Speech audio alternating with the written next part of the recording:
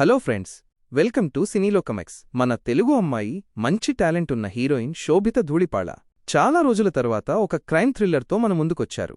అదే చీకటిలో. ఈ మధ్యకాలంలో థ్రిల్లర్ సినిమాలు ఓటీటీలో బాగా ఆడుతున్నాయి. మరి ఈ సినిమా మనల్ని భయపెడుతుందా, థ్రిల్ చేస్తుందా, లేదా బోర్ కొట్టిస్తుందా అనేది ఈ వీడియోలో వివరంగా తెలుసుకుందాం. రండి చూసేద్దాం.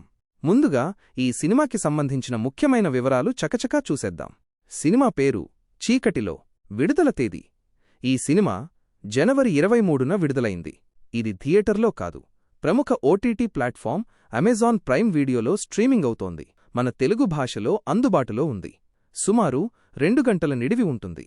కథలోకి వెళ్తే, సంధ్య ఒక జర్నలిస్ట్. కానీ ఆమెకు కొన్ని పద్ధతులు, విలువలు ఉంటాయి. కేవలం టీఆర్పీ రేటింగ్స్ కోసం పనికిరాని వార్తలు, జనాలను ఇబ్బంది పెట్టే వార్తలు చదవడం ఆమెకు అస్సలు నచ్చదు. అందుకే ఆ ఉద్యోగానికి రాజీనామా చేసి బయటకు వచ్చేస్తుంది.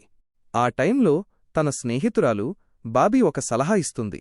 అదేంటంటే, సొంతంగా ఒక పాడ్కాస్ట్ మొదలుపెట్టమని. సరే అని సంధ్య రెడీ అవుతుంది. కాని ఆమె పాడ్కాస్ట్ మొదలుపెట్టే లోపే ఒక ఘోరం జరుగుతుంది. ఆమె ఫ్రెండ్ బాబీ మరియు బాబీ బాయ్ ఫ్రెండ్ ఇద్దరూ చాలా దారుణంగా హత్య చేయబడతారు.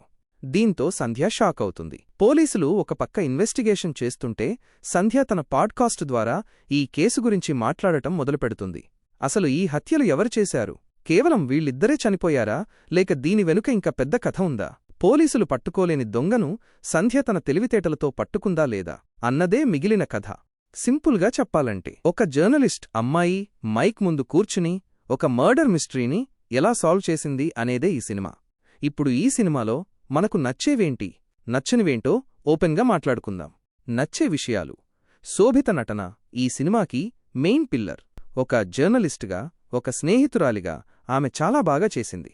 ఇక పాడ్కాస్ట్ అనే కొత్త బ్యాక్డ్రాప్ తీసుకోవడం ఫ్రెష్గా అనిపిస్తుంది. సినిమాలో అసలు విలన్ ఎవరు అనేది రివీల్ చేసిన విధానం, క్లైమాక్స్ కూడా ప్రేక్షకులను మెప్పించేలా ఉంది.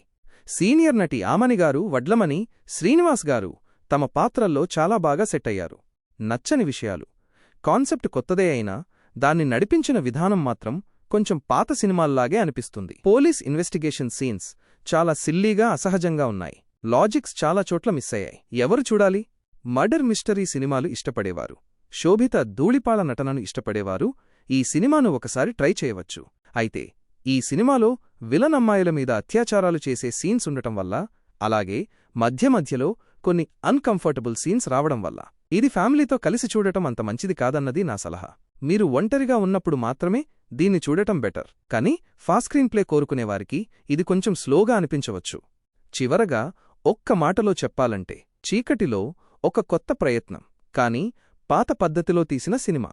మీరు ఖాళీగా ఉండి ఒక కొత్త థ్రిల్లర్ చూడాలి అనుకుంటే పెద్దగా అంచనాలు పెట్టుకోకుండా వన్ టైం వాచ్గా చూడొచ్చు. ఇది ఫ్రెండ్స్ చీకటిలో సినిమా రివ్యూ. ఈ వీడియో మీకు నచ్చితే లైక్ చేయండి. మరిన్ని నిజాయితీగల రివ్యూల కోసం మన సినీలోకమెక్స్ ఛానల్ని సబ్స్క్రైబ్ చేసుకోండి. గంట సింబల్ కొట్టడం మర్చిపోవద్దు. మరో మంచి రివ్యూతో మళ్ళీ కలుద్దాం. Bye bye.